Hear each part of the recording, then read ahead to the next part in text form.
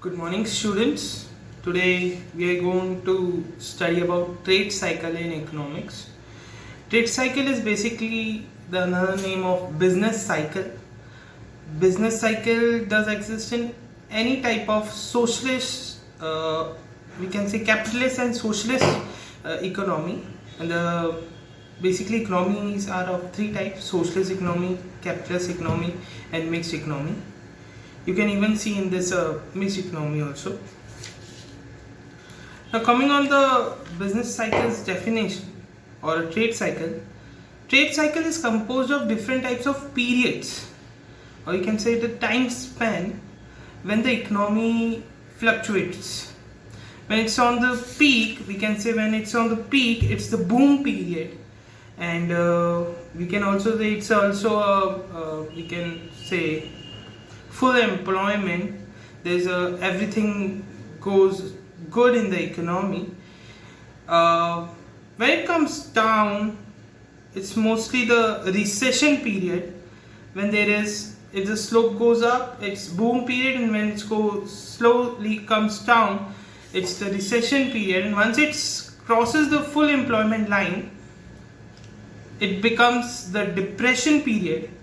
And any economy that depression period is very we can say it's a very harmful, or we can say type of economy, because depression is the bigger version of recession. Once a recession can be recovered, but depression gets a lot of time to get recovery. But yes, we can say there is a time of recovery after depression. When the slope goes up and touches the unemployment line, it's called recovery period. And once it crosses the full employment line, again the company comes in the boom period, and thus the cycle goes on just like a loop. There are many types of trade cycle. We can say short-term cycle. There's some sort of depression, or we can say some sort of flaws in the economy for a short time period. Then does this type of cycle comes on a short time period. Then there is a scalar trends. Scalar trends basically define the trade cycle between 4 to 8 years. As a short period goes 3 to 4 years. When the trade cycle crosses the line of 4 years, it goes to 4 to 8 period. That's a secular trend.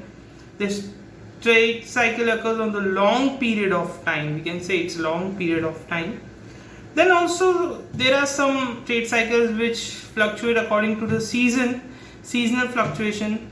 Suppose there is a season of rainy season, and the people are selling the raincoats and other equipments. So there is some sort of business trade cycle, or we can say there is some sort of recession in other products such as woolens. People won't buy woolens in rainy season. So this is a seasonal fluctuation. Failure of monsoon can cause a downtrend in the economy. Like if there is no we can say there is no monsoon in this year, so we can say it's also a flaws in the economy, and it can lead to the business cycle. And this business cycle also measured on the uptrend and lower trend. Then irregular or random fluctuation, we can say we have not think about it. It's irregular means if it's a common thing, regularly thing, we always get prepared, but it's irregular, it's random thing, then we have to go for that, like causing a shock to the economic system. That is like a corona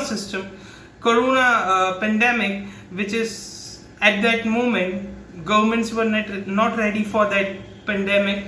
So that's why government have to cope up with these types of things, and thus they are offering a big amount of funds to their people, to their businesses, to grow up, to cope up with this economic flaws. So it's a regular or random fluctuation. Then a cyclic fluctuation, that I tell you, expansion and contraction, which we know it comes Like there is a time of boom period and there is also time of recession. There is also time of contraction. So thus we can go further. Now we come to the second part of the phase of trade cycle. What if the trade cycle goes for a long time? What is it? It's a recession, it's a depression period. Then the country's economy or the country can face a lot of inflation. We can even see inflation. Inflation basically is the price hike.